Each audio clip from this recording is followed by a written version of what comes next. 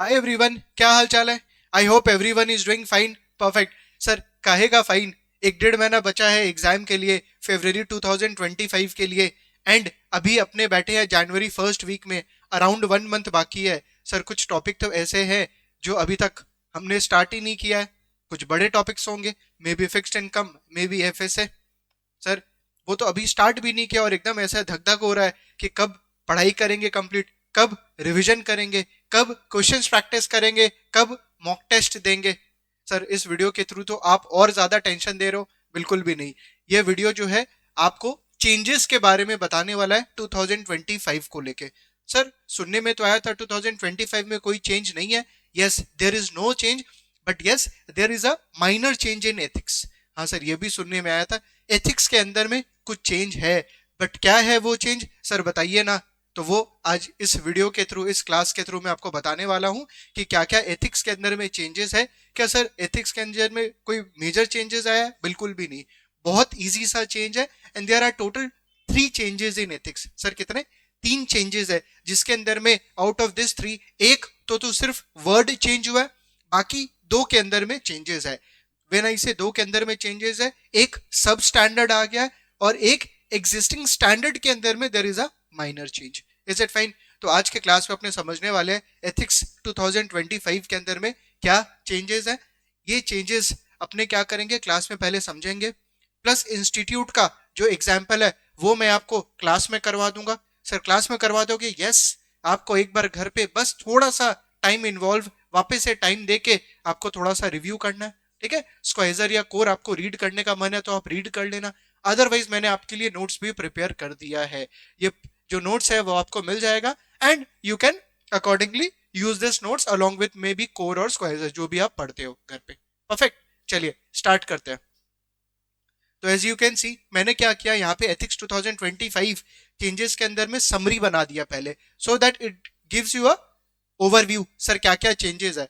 अगर आपको याद होगा स्टैंडर्ड नंबर 1 प्रोफेशनलिज्म। वेट एक सेकंड रुको। ये जो क्लास है वो बच्चे मत करना जो एथिक्स अभी तक स्टार्ट भी नहीं किया, उनको कुछ नहीं समझ में आएगा। जो एथिक्स कर चुके हैं या कर रहे हैं, प्लीज वो आप ये वीडियो देखिएगा, आपको समझ में आने वाला है। और जो बच्चे अभी तक एथिक्स स्टार्ट नहीं किए वो इस वीडियो को सेव कर लो, बाद में देख लेना। ठीक है, ओके। तो स्टैंडर्ड नंबर 1 अपना प्रोफेशनलिज्म होता है। हाँ सर याद है, प्रोफेशनलिज्म होता है। उसके अंदर में सब standard A knowledge of law है, हाँ जी। इंडिपेंडेंस एंड ऑब्जेक्टिविटी है, हाँ जी। मिस रिप्रेजेंटेशन है, हाँ जी। मिसकंडक्ट है, हाँ जी। सर ये 2024 तक तो था। 2025 में एक और 1E ऐड हुआ है, नोन एज कॉम्पिटेंस। तो यहाँ पे मैंने क्या लिख दिया? न्यू सब स्टैंडर्ड। Is it fine? ताकि जब आप रिव्यू करो आपके पास एक बर्ड आई व्यू हो कि सर क्या क्या चेंजेस है। कॉम्पिटेंस एक नया स्टैंडर्ड ऐड हुआ है। Is it fine? Okay. Next, अभी मैं कॉम्पिटेंस में क्या लिखा वो डिस्कस नहीं कर रहा हूं, सिर्फ समरी बता रहा हूं। Next is sir standard number 5 investment analysis, recommendation and action. सबसे पहला है diligence and reasonable basis. Yes. Next is communication to the client and prospective client. Third है रिकॉर्ड रिटेंशन। तो सर उसके अंदर में जो 5B है, communication to the client and prospective client, उसके अंदर में there is one value addition. What is that value addition? That value addition is that sir आप जो भी क्लाइंट को अपने सर्विसेज प्रोवाइड कर रहे हो एज अ मेंबर और as a candidate, you have to disclose the nature of services which you are providing। Sir सारा का सारा जो भी आप सर्विसेज प्रोवाइड करते हो वो डिस्क्लोज करो। उसके बाद आप कॉस्ट डिस्क्लोज करो। Nature of service and cost disclose करिए क्लाइंट को। आप ये अज्यूम मत करना कि सर क्लाइंट तो समझदार है, उसको तो इंडस्ट्री में क्या चल रहा है पता ही है, तो सर मैं क्यों डिस्क्लोज करूं। बिल्कुल भी नहीं। You should not assume that. मतलब there should be a transparency in terms of disclosing the nature of services and the cost associated with it. It's mandatory to disclose about the nature of services provided and costs to the client। वापस से इसके लिए अपने detail में discuss करेंगे। ठीक है, तो 2 स्टैंडर्ड को अपने को डिटेल में डिस्कस करना पड़ेगा। एक प्रोफेशनलिज्म के अंदर में competence and communication to the client and prospective client. ये 2 के अंदर में मेजर चेंज है। इनफैक्ट ये चेंज तो नहीं, ये तो नया ऐड हुआ है। एंड ये जो सेकंड वाला है इसके अंदर में there is a change. Third वाला स्टैंडर्ड सिर्फ नाम के लिए है। थर्ड वाला स्टैंडर्ड मतलब third change. Standard number 6 conflict of interest. Standard number 6 conflict of interest, disclosure of conflict, priority of transaction and referral fees. ठीक है, तो इसके अंदर में एज यू कैन सी जो डिस्क्लोजर ऑफ कॉन्फ्लिक्ट है ना, उस सब स्टैंडर्ड का नेम चेंज हो क्या हो गया, अवॉइड और डिस्क्लोज कॉन्फ्लिक्ट। सिर्फ नाम चेंज हुआ है, सिर्फ नाम चेंज हुआ है। Is it fine? परफेक्ट। तो सर ये चीज तो समझ में आ गया that there are 3 changes. Sir अपने क्लास में अभी कैसे करने वाले हैं, जो सबसे माइनर चेंज है उसको लेके जस्ट 1 मिनट टाइम स्पेंड कर देता हूँ। तो फर्स्ट अपने ये वाला करेंगे, सबसे छोटा चेंज। नेक्स्ट ये वाला करेंगे, उससे छोटा, मतलब एज कंपेयर टू कॉम्पिटेंस उससे छोटा ये वाला चेंज है। उसके बाद सर कॉम्पिटेंस तो अपने आप में पूरा का पूरा नया सब स्टैंडर्ड आ गया। ठीक है, तो सबसे पहला फर्स्ट वाला, अवॉइड और डिस्क्लोज कॉन्फ्लिक्ट। क्या बोलता है ये स्टैंडर्ड कि sir if there is a disclosure, sorry if there is a conflict of interest in terms of writing the research report, मतलब कि sir as a research analyst if I am holding stocks of company X, अगर मैं company X का stock hold करता हूं, तो अगर sir मेरे को बोला गया है I need to write a research report, तो सर मेरे को डिस्क्लोज करना चाहिए। या मेरी वाइफ होल्ड करती है तो सर मेरे को ये चीज डिस्क्लोज करना चाहिए, ताकि सर जो भी ये रिपोर्ट को रीड कर रहे हैं ना, उनको पता होना चाहिए ये जो व्यक्ति ने रिपोर्ट लिखा है वो कोई बायस नहीं होगा। मतलब you should disclose ideally ideally. Is it fine? तो सर यहाँ पे ये वर्ड अवॉइड क्यों आ गया अभी, why, what is the reason? देखो पहले क्या था, अवॉइड जो वर्ड था वो इम्प्लिसिट था कि इधर यू शुड अवॉइड और यू शुड डिस्क्लोज। जी समझ में आ रहा है? क्या तो आप रिपोर्ट लिखने से मना कर दीजिए या आप डिस्क्लोज करिए, वेदर यू शुड अवॉइड और whether you should disclose. It was implied, मतलब एक्सप्लिसिटली वर्ड अवॉइड लिखा हुआ नहीं था कहीं भी, बट इस बार ये लोग ने क्या किया, एक्सप्लिसिटली वर्ड अवॉइड को ऐड कर दिया कि अगर आपको रिसर्च रिपोर्ट लिखने बोला गया है तो आप क्या तो अवॉइड कर दीजिए, और अगर आप लिख रहे हो तो प्लीज डिस्क्लोज तो करिए ही। Is it fine? चीज समझ में आ रहा है? ओके क्या लिखा है, earlier avoiding conflict of interest, COI's conflict of interest was implied, and now they have mentioned explicitly the term avoid. Conflicts can be related to stock ownership, conflict can be related to as a board member or a director, if you are a board member or director and if you are required to write the research report, you should disclose the conflict. तो word क्या है यहाँ पे, avoid, कि sir आप क्या तो avoid करिए या disclose करिए। Is it fine? Perfect. तो सर इसके अंदर में तो कोई मेजर चेंज नहीं है, बिल्कुल भी नहीं, सिर्फ वर्ड अवॉइड एक ऐड हुआ है। Next 5B, communication to the client and prospective client. इसका मैंने आपको हिंट दे दिया था, व्हाट, कि सर एज अ मेंबर और a candidate we should disclose the nature of services. Sir जो भी अपनी सर्विसेज प्रोवाइड कर रहे हैं वो अपने को डिस्क्लोज करना चाहिए, along with what, fees, along with cost. Sir ये कब डिस्क्लोज करना चाहिए, at the beginning of the engagement. Sir जब भी आप इंगेजमेंट स्टार्ट कर रहे हो, जब एक अग्रीमेंट एंटर कर रहे हो, उसी समय डिस्क्लोज कर दो। व्हेन वी से disclose, it is the best way कि सर वो अगर राइटिंग में हो तो बढ़िया, सो दैट एक प्रूफ रहे ना कि क्या आपने कम्युनिकेट किया था। Is it fine? परफेक्ट। तो सर अगर मान लीजिए आपने कुछ फीस ओके किया था कि यार अपने इतना फीस चार्ज करेंगे, अभी जो फीस है सर ये डॉलर में भी हो सकता है या परसेंटेज टर्म में भी हो सकता है। For example I will charge से $1 लाख फॉर एक्स सर्विसेज, मैं $1 लाख चार्ज करूंगा, तो सर ये तो मैं एब्सोल्यूट टर्म में बोल दिया। हो सकता है सर परसेंटेज टर्म में भी हो। फॉर एग्जाम्पल मैं एज अ पोर्टफोलियो मैनेजर आपका एसेट्स संभाल रहा हूं, आपका पैसा, आपका वेल्थ संभाल रहा हूं, ठीक है। तो सर जो एसेट अंडर मैनेजमेंट है जिसको अपने बोलते हैं AUM, सर उसके लिए मैं हो सकता है एज अ परसेंटेज चार्ज कर रहा हूं। सर जो भी आपका रिटर्न होगा उसका मैं 10% लूंगा, उसका मैं 10% लूंगा। तो सर ये AUM तो चेंज होते जाएगा, ऑब्वियसली सर जो पैसा है वेल्थ, सर वो तो चेंज होते जाएगा ना डिपेंडिंग ऑन द मार्केट। तो sir this fees can be in absolute term or it can be percentage term. चीज समझ में आ रहा है कि सर AUM पे बेस्ड भी हो सकता है। तो सर सबसे पहला चीज क्या बोला कि sir at the initial of the engagement आपको ये बता देना चाहिए कि आप क्या सर्विसेज प्रोवाइड कर रहे हो, क्या कॉस्ट एसोसिएटेड है। ये मत सोचना यार क्लाइंट को तो पता ही होगा कि इंडस्ट्री में क्या चल रहा है, आप मत अज्यूम करिए, आप इन्फॉर्म कर दीजिए। And the best way of informing is in the what, sir return form में होना चाहिए। सेकंड सर जो फीस है वो परसेंटेज टर्म में या डॉलर टर्म्स में हो सकता है। क्या सर ये फीस जो आपने इनिशियली डिसाइड किए थे क्या वो हमेशा फिक्स रहेगा? फॉर एग्जाम्पल आपका 3 इयर्स का कॉन्ट्रैक्ट है क्लाइंट के साथ, तो सर जो फर्स्ट फीस डिसाइड हो गया एकदम initially, whether it will remain fixed may not be, sir depending on the ongoing project. अगर ऑनगोइंग प्रोजेक्ट के अंदर में कोई सर्विसेज एक्स्ट्रा लेता है क्लाइंट या आपके फीस में कोई चेंजेस आता है, तो प्लीज आप उसको क्या इन्फॉर्म करिए क्लाइंट को, एंड उसको अग्रीमेंट में क्या करिए, डिस्क्लोज करिए। चीज समझ में आ रहा? कि सर अगर कोई मान लीजिए कोई एक्स्ट्रा सर्विसेज ले रहा है क्लाइंट या कोई सर्विसेज विड्रॉ कर रहा है, उसके वजह से if there is a change in the fees you should disclose to the client plus you should make a disclosure in the agreement also. Is it fine? Perfect. And if there is a change in the fees का calculation, for example sir मैं fees charge करता हूं based on the market value, closing market value of AUM, ठीक है, ये मेरा decide किया हुआ था इनिशियली। उसके बाद मैंने बोला नहीं मैं क्लोजिंग AUM पे नहीं, मैं लास्ट 2 इयर्स का एवरेज पे लूंगा, मैं लास्ट 2 इयर्स का एवरेज AUM पे लूंगा, तो प्लीज उसको डिस्क्लोज करिए, उसको डिस्क्लोज करिए क्लाइंट को। प्लस अग्रीमेंट के अंदर में भी you should make what disclosure, मतलब जो भी आप अग्रीमेंट एंटर किए हुए हो उसको भी क्या करिए आप डिस्क्लोज करिए उस अग्रीमेंट के अंदर में। Is it fine? Very easy LOS, communication to the client and prospective client. देखो क्या क्या लिखा है, members or candidate must disclose the nature of services and cost associated with it to the client at the outset of the engagement, starting में। it is the best practice to be in the written form, cost not necessarily to be in dollar terms, it can be in percentage form also, say x percentage of AUM, for example मैं आपसे 5% of the AUM charge करूंगा। also if there is a change in the cost or services or method of calculating the fees in the ongoing project, member or candidate must disclose this to the client and update the disclosure in the agreement.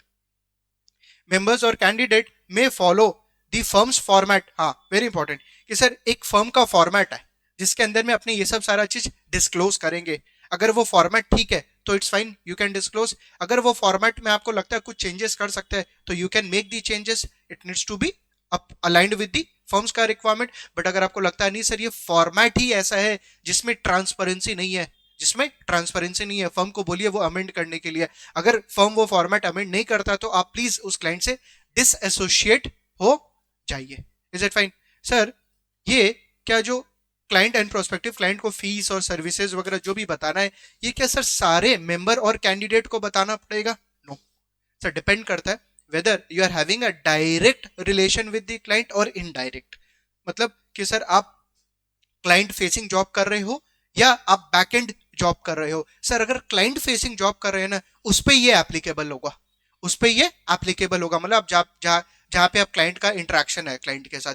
Where sir कोई back and job है जहां पे आपका client के साथ कोई interaction नहीं है, बीच में सर आपका कोई बॉस या कोई हायरार्की है उसके साथ इंटरेक्शन है, तो सर अगर आप बैक एंड जॉब में हो तो you are not required to comply with this. But sir अगर आप फ्रंट रोल पे हो, क्या फ्रंट रोल पे जहां पे you are doing what client facing role, वहां पे you are required to communicate the nature of services and the fees.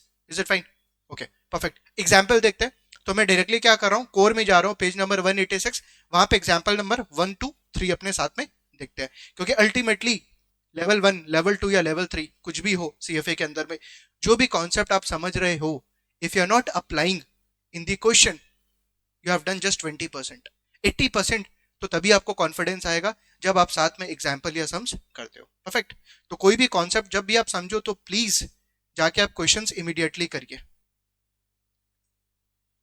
Okay तो आप देखना यहाँ पे मैं पेज नंबर दिखा देता हूं, दिस इज पेज नंबर 186, ठीक है। रिकमेंडेड प्रोसीजर्स, तो as you can see example number 1, costs of services to clients, the nature of ABC Capital Private Equity Fund 3 investment requires ABC Capital to routinely provide structuring advice to the companies in which fund invests, for which ABC Capital charges a fees to those companies. Wait, sir ये समझ में नहीं आया, थोड़ा heavy हो गया। So there is a fund and there is a management firm. तो ABC Capital ये कौन है सर? ये मैनेजमेंट फर्म है। मैनेजमेंट फर्म का मतलब क्या हुआ सर? जो अलग अलग फंड के थ्रू इन्वेस्ट करती है, ठीक है। उसमें से एक फंड का नाम है ABC, क्या नाम था?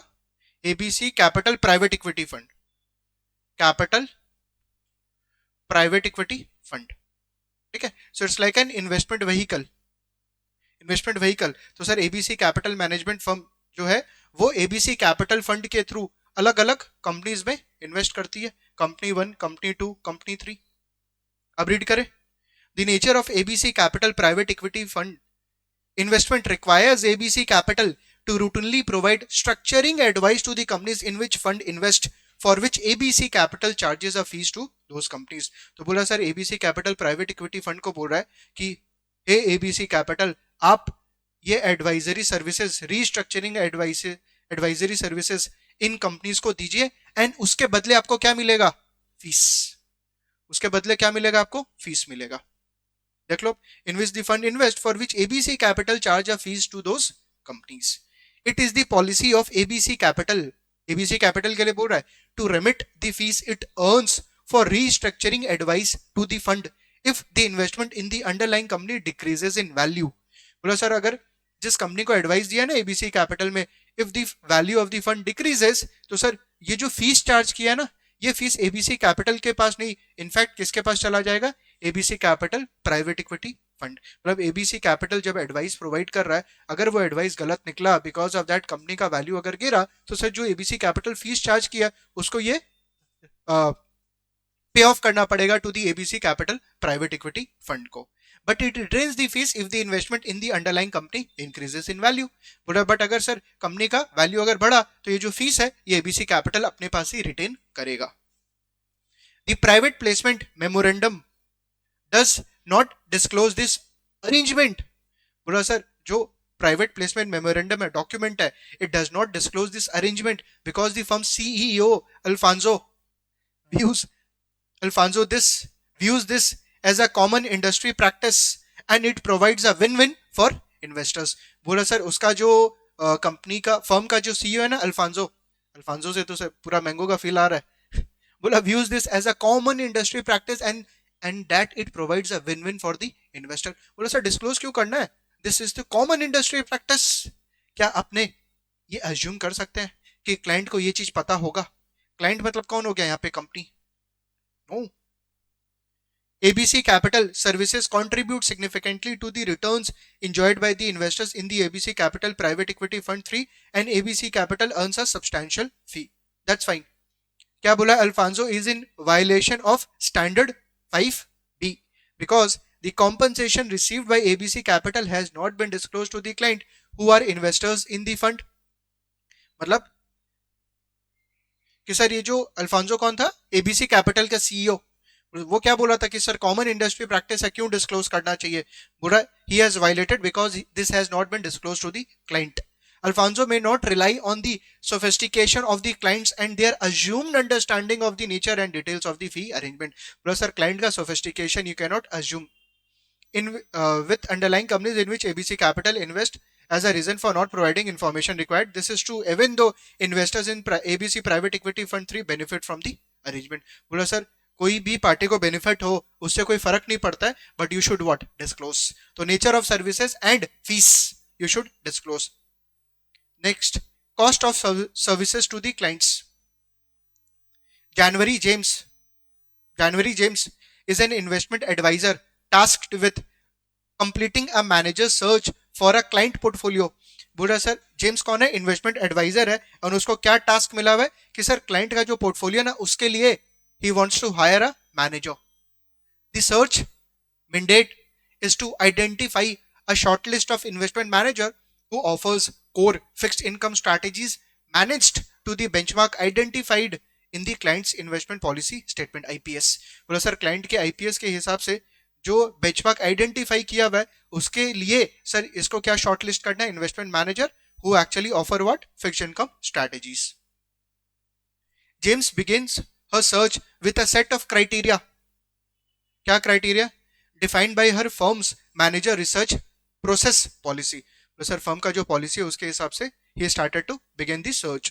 She identifies, अच्छा she है, she identifies 3 candidates who fulfill this criteria but notices that her top ranked manager has significantly higher fees than the other candidate on her list। बोला सर वो आइडेंटिफाई की 3 candidates को and out of that top rank manager has the higher fees as compare to other candidates. तो क्या sir इसको ये disclose करना चाहिए कि नहीं करना चाहिए?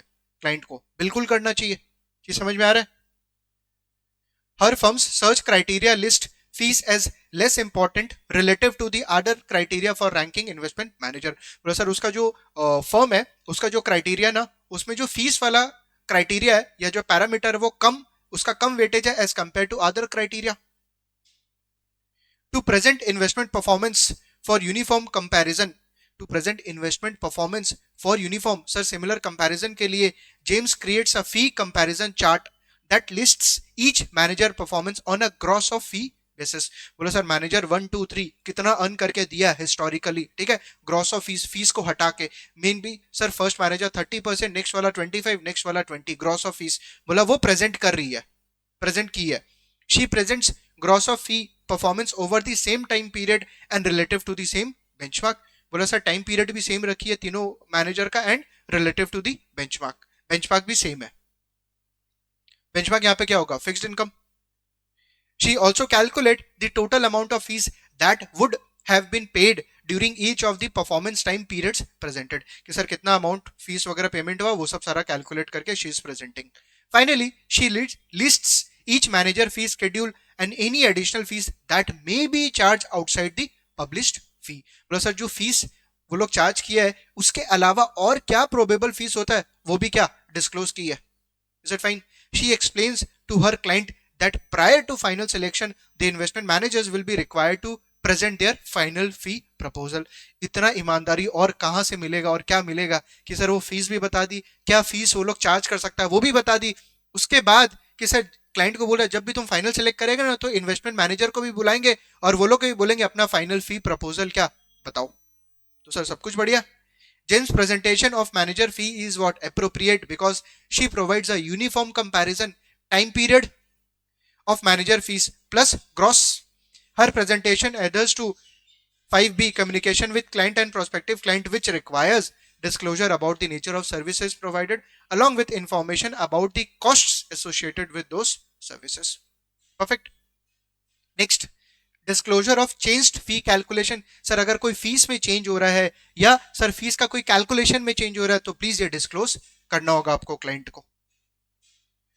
Maloof works in a branch office for a large wealth management firm. The firm's fee are based on percentage of the value of assets managed in each client account. तो बोला कि फर्म का जो फीस है वो किस basis पे charge कर रहा था, एनएवी, ठीक है, value of the assets. The firm has a standard method for valuing assets and calculating fees for all of its client, which is disclosed to each client at the outset of the relationship. बोला सब जब relationship जब engagement start हो रहा था वो किस method से अपना एसेट्स को वैल्यू करता है एंड कैसे फीस वगैरह कैलकुलेट करता है सब कुछ डिस्क्लोज कर दिया था। तो क्या सर स्टार्टिंग में अगर डिस्क्लोज कर दिया और बाद में अगर चेंज हो रहा है तो क्या ये डिस्क्लोज करना जरूरी नहीं है? बिल्कुल डिस्क्लोज करना पड़ेगा if there is a change. Maloof becomes aware that over time the firm has transitioned to using the market value of the client assets at the end of the billing cycle. Using the market value of the client asset at the end of the billing cycle instead of the average daily balance of the account. But initially they used to charge fees based on the average daily balance. Now they have moved to market value of the client asset at the end of the billing cycle. मतलब end of asset value लेता है वो लोग. Including cash and cash equivalents in the fee calculation which was previously excluded. बोला पहले assets में cash and cash equivalent नहीं लिया जाता था, अब क्या ये लोग इंक्लूड करता है। तो सर ये जो ट्रांजिशन हुआ, ये जो चेंजेस हुआ, क्या अपने को क्लाइंट को डिस्क्लोज करना है? बिल्कुल। क्या सर अपने को अग्रीमेंट में डिस्क्लोज करना है? बिल्कुल। Is it fine? तो एक बार आप ये रीड कर लेना प्लीज। हाँ एक चीज ये लोग लिखा है कि सर ये जो फीस ट्रांजिशन हुआ है ना, यहाँ पे जो मेथड चेंज हुआ है, अगर मान लीजिए फीस कम हो गया क्लाइंट के लिए, पहले हम लोग चार्ज करते थे $1,00,000, अब सर ये जो मेथड चेंज हुआ है ना उसके वजह से $90,000 चार्ज कर रहे हैं, तो सर क्लाइंट को तो फायदा हो रहा है। बिल्कुल। तो सर तब भी क्लाइंट को बताना जरूरी है? यस, बताना जरूरी है। Is it fine? Last line में लिखा it is improper to change fee calculation methodology without disclosure even if it results in what, lower fees. Perfect. तो हो सकता है आपको ये लोग वो करे, इंटाइज करे कि देखो फीस कम हो गया है तो डिस्क्लोज करने का क्या जरूरत है। बिल्कुल भी नहीं, डिस्क्लोज करना पड़ेगा। परफेक्ट। चलिए, आई होप समझ में आ गया होगा एप्लीकेशन आपको। चलिए, न्यू स्टैंडर्ड कॉम्पिटेंस। सर ये कॉम्पिटेंस है क्या? कॉम्पिटेंस जो कोड ऑफ एथिक्स है उसके अंदर में भी ये वर्ड है competent. Are you competent enough? Are you competent enough? मतलब ये जो कॉम्पिटेंस है ना 3 वर्ड से एसोसिएटेड है। सर मेंबर और कैंडिडेट में क्या एबिलिटी है, स्किल है, नॉलेज है?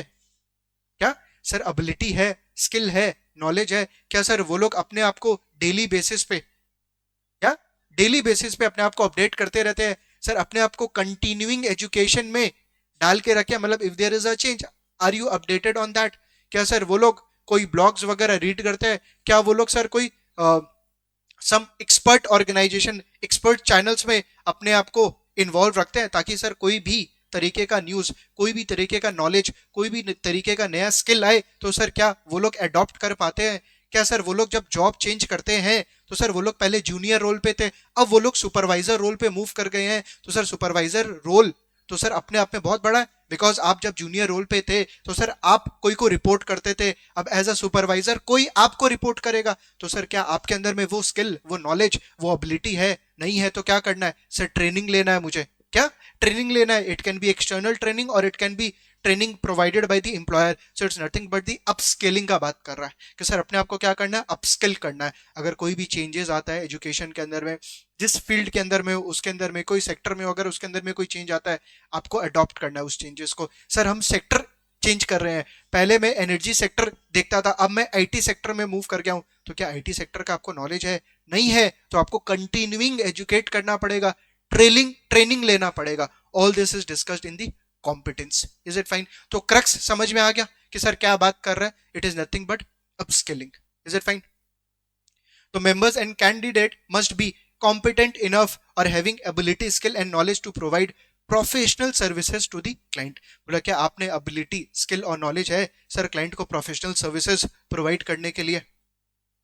मेंबर्स और candidate competency does not guarantee positive investment income. बोला सर अगर कोई सीएफए चार्टर होल्डर है तो इट्स इम्प्लाइड उसमें एबिलिटी भी होगा, उसमें स्किल भी होगा, उसमें नॉलेज भी होगा, तो सर वो गलत स्टॉक कैसे बता सकता है? सर कैसे मुझे लॉस हो सकता है? बोला इसका कोई गारंटी नहीं है। मेंबर्स और कैंडिडेट कॉम्पिटेंसी, मतलब अगर उसके अंदर में एबिलिटी है, स्किल है, नॉलेज है, it does not guarantee positive investment income. Ultimately बोला भाई अपना खुद का रिसर्च खुद करिए। This standard focus not only achieving but to maintain and improve the competency। Sir एक बार लेवल 3 क्लियर कर गए उसके बाद सर मेरे को पढ़ाई से मुक्ति बिल्कुल भी नहीं। You have to maintain and improve what? Competency. Sir अगर कोई चेंजेस वगैरह आता है तो सर उसके अंदर में अपने आप को अपडेट करते रहना पड़ेगा। ऐसा ये बोल क्यों रहा है? ये स्टैंडर्ड आया क्यों? आपको मेल आता होगा एज अ मेंबर और अ कैंडिडेट, सर कोई भी वेबिनार होता है आपको मेल आता होगा, सेमिनार होता है उसका मेल आता होगा आपको, जो आधा से ज्यादा बच्चा इग्नोर करता है। अभी तो बहुत सारा वेबिनार्स वगैरह भी आता है आपको, जहाँ पे कुछ आप फीस पे करके या कुछ फ्री वेबिनार्स भी होता है जहाँ पे आप ज्वाइन करिए and you get what updated about any sector और अबाउट एनी एसेट क्लास। पूरा वो सब जो है वो तो आधा से ज्यादा बच्चा क्या करता है? इग्नोर करता है। उसके लिए आया ये कॉम्पिटेंस कि सर वो सब जो सेमिनार्स है, वेबिनार्स है, वो सबको क्या करना चाहिए? आपको आइडली ज्वाइन करना चाहिए, मतलब रिकमेंडेड है, मैंडेटरी नहीं है कि आपको करना ही पड़ेगा। There is a difference between requirement and between recommendation. Requirement नहीं है बट इट इज रिकमेंडेड। अगर तुम खुद ही अपने आप को अपडेट नहीं कर रहा है तो यार तुम क्या क्लाइंट को एडवाइस देगा? उसी चीज पे फोकस है। Is it fine? This standard focus not only on achieving but to maintain and improve what? Competency. की एक बार नॉलेज ले लिए सर उसके बाद तो बस कुछ भी हो जाए दुनिया में मैं एक्सेप्ट नहीं करूंगा, बिल्कुल भी नहीं। You have to adopt the changes. If member or candidate gets new role or supervisory role in a job, it is the members or candidate responsibility to upskill his ask requirement for the job। ask मतलब ये रहा ability, skill, knowledge, ये तीन term है, very important. It is recommended that member और candidate should participate in the continuing, क्या लिखा है? रिकमेंडेड। रिकमेंडेड प्रोसीजर्स क्या है? They must participate in continuing education. Sir कोई भी अपस्किलिंग वगैरह कहीं हो रहा है तो उसमें पार्टिसिपेट करिए। सर एम्प्लॉयर का कोई इंटरनल ट्रेनिंग है, सर आपने जॉब चेंज किया है, कोई सुपरवाइजरी रोल पे आप मूव हुए from the junior role, you should what? Get trained, attend relevant seminar, conferences, webinars, जो मेल का आपने बात किए थे। Do informal self study. Sir कोई पब्लिकेशन, कोई न्यूज आर्टिकल्स, वहां पे कुछ नॉलेज मिल रहा है, यूट्यूब पे कुछ नॉलेज मिल रहा है, रेलिवेंट नॉलेज, प्लीज हाँ उसको क्या करना है? आपको स्टडी करना है। Participate in certain expert groups, become proficient with any new skill or knowledge when professional responsibility changes। मतलब ये यहां पे लिंक कर दिया फोर्थ वाले पॉइंट से। ठीक है कि सर आपका रोल चेंज हो रहा है तो प्लीज अपने आप को आप क्या करिए? अपस्किल करिए। Very easy. हाँ सर चलिए एग्जाम्पल में देते हैं। कोर का पेज नंबर 92, एग्जाम्पल 1 2 3। कोई कोई को लगता है ना पढ़ लिए तो मोक्ष प्राप्त कर लिए, उसके बाद कुछ नहीं करना है, इसलिए आया ये स्टैंडर्ड। और तुम इंस्टीट्यूट का मेल इग्नोर करता है वेबिनार और सेमिनार का, उसके लिए आया है ये। सर समझ में आ गया आया क्यों है ये स्टैंडर्ड। अरे कहाँ गया, हाँ जी, पेज नंबर 92 ये रहा। क्या करना है सर, जो भी सीखे अभी उसको अप्लाई करना है नॉलेज को। बार बार बोलता हूं, if you are just reading the Quasar core without doing the example, without doing the sum, you have done just 20%, remember. Okay, Lee runs a geopolitical consulting firm where she analyzes international political, social and economic issues and developments to produce research report for her client। बहुत अच्छा business है, बहुत अच्छा business है। बोला sir she is running a consulting firm जहां पे sir ये रिसर्च रिपोर्ट लिखती है किसके बारे में सर, अगर कोई पॉलिटिकल, सोशल और इकोनॉमिक चेंजेस आता है दुनिया में उसके बारे में। Many of which are investment management firm. बोला सर उसका जो क्लाइंट है वो लोग क्या इन्वेस्टमेंट मैनेजमेट फर्म है। ली हैज बिन, अरे जो मान लो स्टॉक रिकमेंडेशन वगैरह दे रहा है, they also get impacted because of political, social and economic issues, right. They want input for this also like Jio political news. Lee has been closely monitoring news regarding a new multinational trade.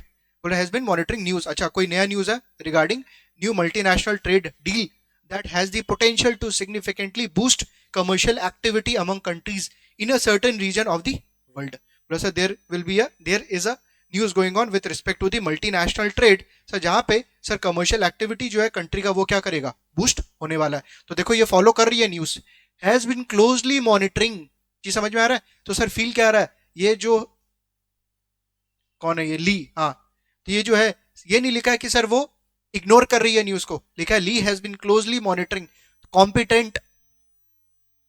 As soon as the trade deal was officially ratified and announced, she quickly downloaded a copy of the agreement and read it to understand the terms and the impact। चीज समझ में आया कि sir जैसे वो जो news है वो पब्लिकली अनाउंस हो गया तो सर उसका एक कॉपी डाउनलोड करके वो क्या कर रही है, रीड कर रही है, अंडरस्टैंड कर रही है। तो sir it is related to what, continuing education, is it fine.